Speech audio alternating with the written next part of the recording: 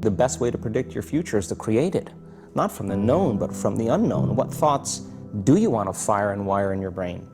What behaviors do you want to demonstrate in one day? The act of rehearsing them mentally, closing your eyes, and rehearsing the action.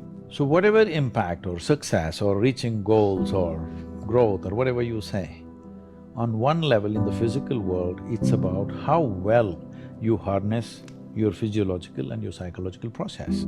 Knowledge is power, but knowledge about yourself is self-empowerment. If you are little sensitive to life, you will realize you are the biggest issue in your life. So this is one thing that I'm trying to do with people, that you are never the issue in your life. I'm not the issue. My thought, my emotion, my body is never the issue. My thought, my emotion, my energy and my body are my instruments of function. They are not impediments in my life. But I would say for 90% of the human beings, their own body, then the compulsions of the body, the compulsions of their thought, the compulsions of their emotions are ruling them most of the time. So when you yourself are a problem, well, you're on self-help. Whether your body and mind works against you or works for you, this is a big difference. So there is enough evidence to show only when you're in pleasant levels of experience, this happens best. So obviously, joy is first, then growth. If you're joyful constantly and you have no fear of suffering because you understand all human experience comes from within you, and so you have managed to create the kind of experience that you want, now growth is possible unbridled. If you have the fear of falling down and suffering, you will not go very high. So this one fundamental thing has to get across to all the human beings on this planet. Your experience is entirely determined by you. This is what the word karma means, unfortunately. It's become something else here. Karma means action.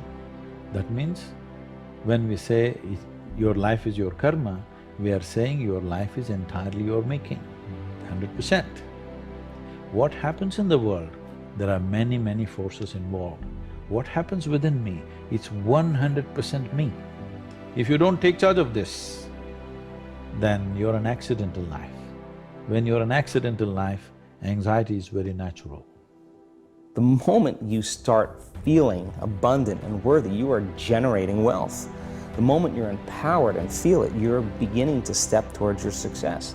The moment you start feeling whole, your healing begins. And when you love yourself and you love all of life, you'll create an equal, and now you're causing an effect. We're not here as human beings having a spiritual experience. It's the other way around. We are all infinite spiritual beings having a temporary human experience. And coming to a place where we live our lives from that infinite place and beginning to know our soul. As we sit here, this is my body, that's your body, this is my mind, that's your mind. There's no such thing as this is my life and that's your life. This is a living cosmos.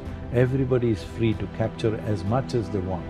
If you capture substantial amount of life, your very presence will become a significant life. Otherwise, you will become a mediocre life. This is the important thing. It's not the knowledge you gather in your head, it's not the muscle that you gather in your body, it's the life. We'll use another analogy, a dream. Let us say we're dreaming that we're being attacked by a tiger. In that condition, we're really afraid. We're perspiring, we may even be rolling and screaming in our bed.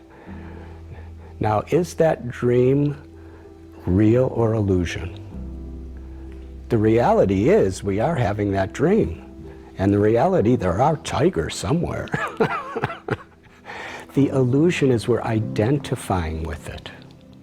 We're thinking that that is me in this dream, and that tiger is about to eat me.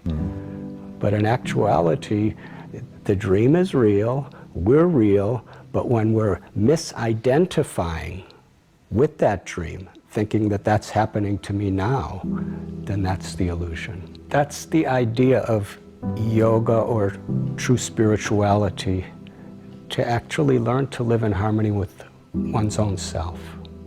We have this physical body, we have the mind and all of the thoughts and emotions that come through the mind, but who are we?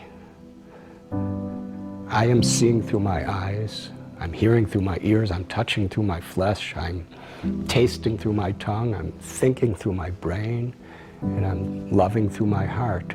But who is that me?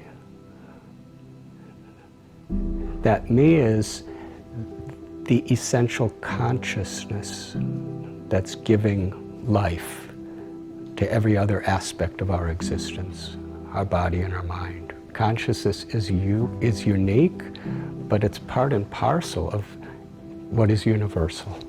And unless we understand that uniqueness of our own true consciousness, then we can't really appreciate the universal nature and how we're all actually connected. Everything is connected and everyone is connected, and everything and everyone in this world is interdependent.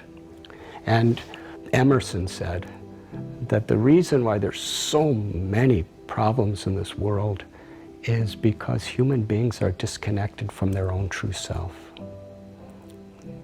The senses, the mind, the intelligence requires to be in harmony with the heart and with the living force within the heart, which we call the soul or the spirit.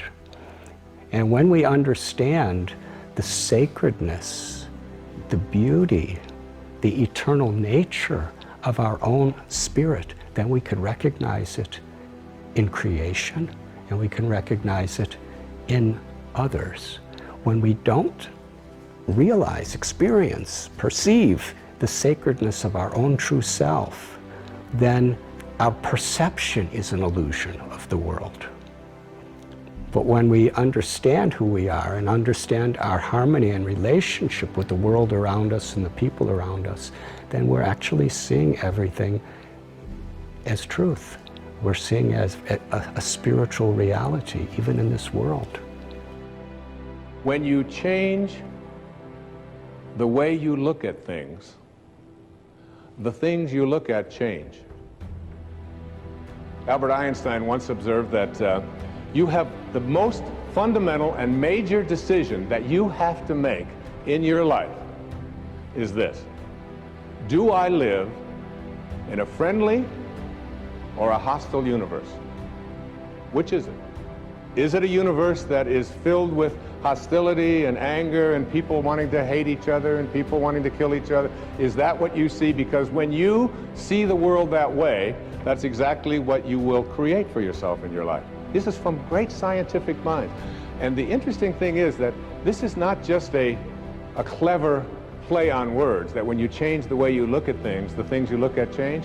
It's actually a very scientific thing, and I'm going to show you that in just a moment. I'd like you to imagine the following scene. You're in your house. You've got your car keys in your hand. The lights go out. Power failure. You can't see a thing. You stumble around in your living room and you drop your keys. And you look around for a moment and you realize that you're never going to find them in the dark. But you look outside and you notice that the street lights are on. So in your mind, a light bulb goes off. I'm not going to sit around here in the dark and grope around looking for my keys when there's a light on outside. I'm going to go out here under the street light and I'm going to look for my keys. Why are you laughing? This makes a lot of sense. So you're out here and you're groping around and you're looking for your keys and you're looking and looking, and your neighbor comes along and says, "What happened, Wayne?" "Well, I dropped my keys." "Oh, I'll help you look for them." And the two of us are now down here looking for our keys. And looking, finally he says to me, "Excuse me, but where did you drop your keys?" "Well, I dropped them in the house." He said, "You mean to tell me that you dropped your keys in the house and you're looking for them out here in the street light? Doesn't make any sense." And I said, "Well, it doesn't make any sense to grope around in the dark when there's light out here." Now you laugh and you think how silly that is, but isn't that exactly what we do when we have a problem, a difficulty, a struggle that is located inside, and we're looking for the solution outside, someplace outside of ourselves? It would be like going to the doctor and telling him all of your symptoms, and the doctor says, oh boy, you've got a lot of symptoms. And he starts writing out prescriptions. You need a prescription for this symptom, you need a prescription for that symptom, and finally he gets this 4 or 5, and you go to walk out, and you say, well, I'd like my prescriptions. He said, no, I'll give this one to your mother-in-law, and I'll give this one to your neighbor, and I'll give this one to your daughter, and I'll give this one to your father.